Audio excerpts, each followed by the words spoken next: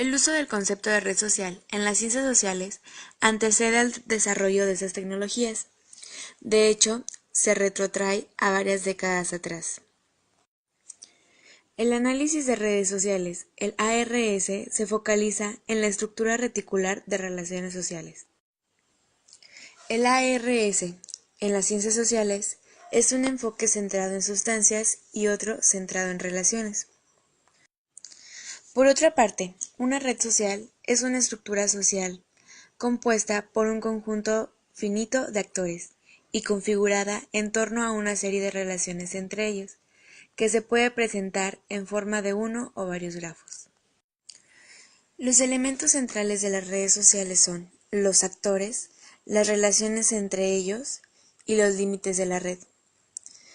Los actores de una red están representados por los nodos del grafo y pueden ser individuos, grupos o instituciones. Las relaciones, por su parte, representan una conexión didáctica entre un par de actores. Por último, los límites de la red son el criterio que determina la pertenencia o membresía de los actores de la red. Denota el cierre social de esta red. En los niveles de análisis, habla sobre que existen distintos niveles de análisis dentro de la ARS. Todo esto depende de dónde focalicemos la atención dentro de la estructura de la red. De estas existen tres, o se mencionan tres, que es el análisis de redes egocéntricas, el análisis focalizado en subgrupos de actores y el análisis focalizado en la estructura total de la red. Después se menciona que existen tipos de propiedades, las relacionales, estructurales y componenciales. Por propiedades de la red se entiende que son aquellas características de las mismas que pueden ser objeto de análisis desde las ARS. También mencionamos las propiedades componenciales. Es el objeto en donde logras identificar características particulares de los distintos actores de la red y puedes ver si presentan algunas regularidades entre ellas. Su estudio implica identificar las características de los actores y de cada conjunto de actores de la red, si ésta se compone de dos o de más. También se menciona un subtema que son las propiedades relacionales. Aquí es en donde estas implican focalizarse en las relaciones que constituyen y dan existencia a una red en particular.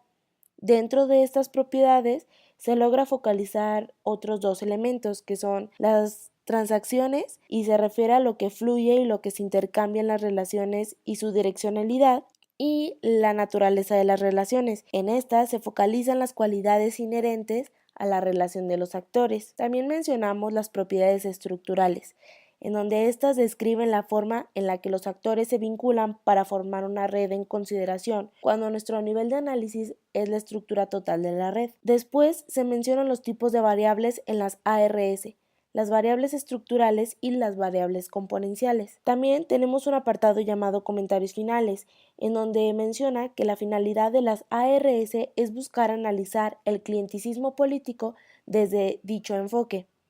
El análisis de redes sociales propone estudiar las redes sociales tomando en consideración tanto la naturaleza y las características de las relaciones y en menor medida a los actores, ya que nuestra importancia son las redes sociales. De la teoría de grafos y las redes complejas habla solamente que existen varias maneras que explican las redes sociales y todo lo dicho anteriormente de manera matemática. Mundos pequeños y grados de separación fue más que nada un experimento cuyo objetivo era encontrar esa distancia entre dos personas al azar en Estados Unidos, con el fin de ver qué tanta vinculación se generaba o se llegaba a tener entre esto, creando un pequeño mundo como tal que se venían dando durante pues ese vínculo que se creaba. Los lazos fuertes y los lazos débiles del clúster micro a la red macro. Nos referimos a que nuestros lazos débiles o nuestros lazos que tenemos generalmente son dentro de nuestro círculo nada más de, de personas que cercanas a nosotros que es más fácil que contactemos con ellas y esto nos dice que tenemos que tener la tendencia a buscar, a romper este, pongámoslo así, paradigma y abrirnos hacia otros otras redes más grandes, más amplias, que nos puedan pues ayudar a nosotros para tener mejor vinculación, acompañado de las redes libres de escala, que es como tal la distribución, la presencia del hub en las redes como tal libres. En los hubs y los conectores tenemos la aparición de la WWW, que es la red más grande que tenemos actualmente donde podemos encontrar pues información como tal.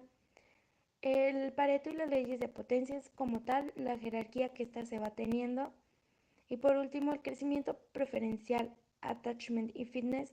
Esto depende del diseño o tipo de vinculación, la popularidad que se le da a esta para una mejor facilitación para cualquier persona que pueda entrar.